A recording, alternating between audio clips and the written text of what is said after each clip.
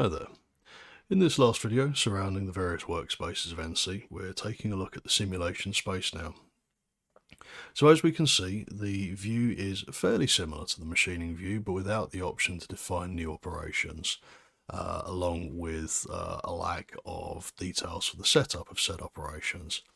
However, we can now get improved and updated status information about each of the operations that we've got here. So if we have a look in setup stage 1, we can see that we've now got things defined at the moment according to tooling order of operations, which we can switch over looking between the design view or the operations view here. Now the operations view is predicated on what the tool usage is, whereas the design view is predicated around what the operation specifics are. So that is something that is useful to be able to switch between for being able to determine order and priority of approach if you need to group stuff according to tool changes. Anyway, looking further on from this, as we can see, there are a few different interface elements here that we're going to very quickly go through. So firstly, we've got this slider here. This is for controlling the speed of the simulation of the actual operations you're going to be going through. We've got the reset workpiece button here, which completely stops and resets the entire simulation view. You've got your step backward, which allows you to step back between individual steps within a simulation as well. You've got your run, which will iterate through the whole simulation smoothly, as one would expect. And you've got step forward, which again will jump through individual steps of an operation. You've also got wider scale control as well, in that you can make use of the fact that ENCY constantly runs a simulation in the background. So for example, you can simulate just the one operation here using simulate current operation, or you can simulate up to the current operation. So say for example, I wanted to come up to engraving 1 here, and I didn't want to sit through the whole simulation process. I can just click on this button and it will give an accurate simulation up to that point, but without animating through it. Or you can just click on simulate all operations to take a good look at what your final outcome is going to be. You also have status readouts of how each of these operations go as well. So as we can see here, we've got green nodes throughout. Having a look in setup stage 2, we've got green nodes throughout there as well. Now, as a rule, you'll get either undefined nodes, which are usually white and empty, or you'll get white nodes for nodes that have not been proven out completely, green ones, which are known to be good, and red diamond-shaped nodes for where there's a problem, but it's not necessarily one that's going to be a complete game stopper for you. So that, of course, is entirely down to your sense of what's appropriate for the job. Sometimes, for example, with engraving and chamfering operations, these can come up red because it involves going into the workpiece slightly unless you turn off gouge detection, because not everyone designs their part with the chamfering or the engraving in situ already.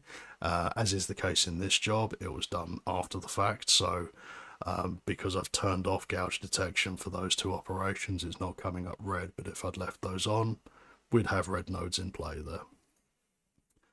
Further to that, we're going to take a very quick look at the new toolbar that's up here.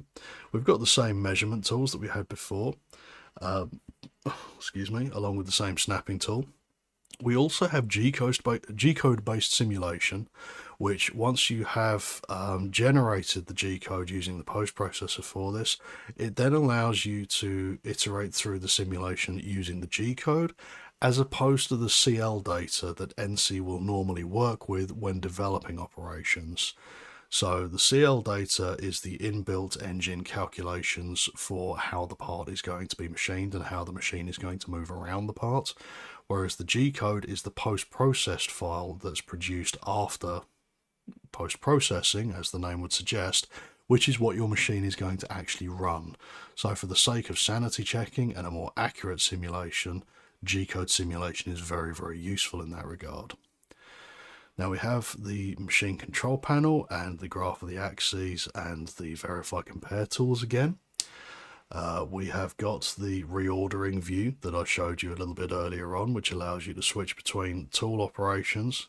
And as we can see here with the conical mill, we've got that little red alert there saying that, oh no, there's a gouge, which we've already discussed.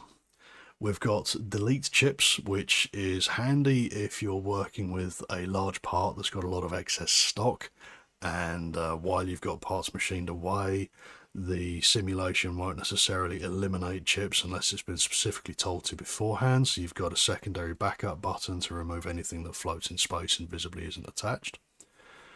We also have simulation parameters, which allows you to define things like tolerances in the actual simulation view.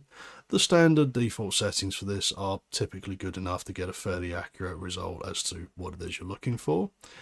And finally, you've got the final detailed simulation parameters, so things like rapid motion speeds and whether or not it's a solid or a voxel style model. For very organic shapes, voxel models are generally much faster to work with, but for more prismatic shapes, solid model types will give you a much more accurate result that's much truer to the final end result as well. So this gives the very quick, very cursory overview of the interface of ENCY, and I hope the internal logic of it is fairly clear and obvious from these videos. Obviously, we'll be going through the specifics of this in more detail as we go through and process various jobs going forward in future. However, for a quick overview, you now know where everything is, where it all sits and lives, and we'll hopefully address any further questions in later videos. Shall see you then.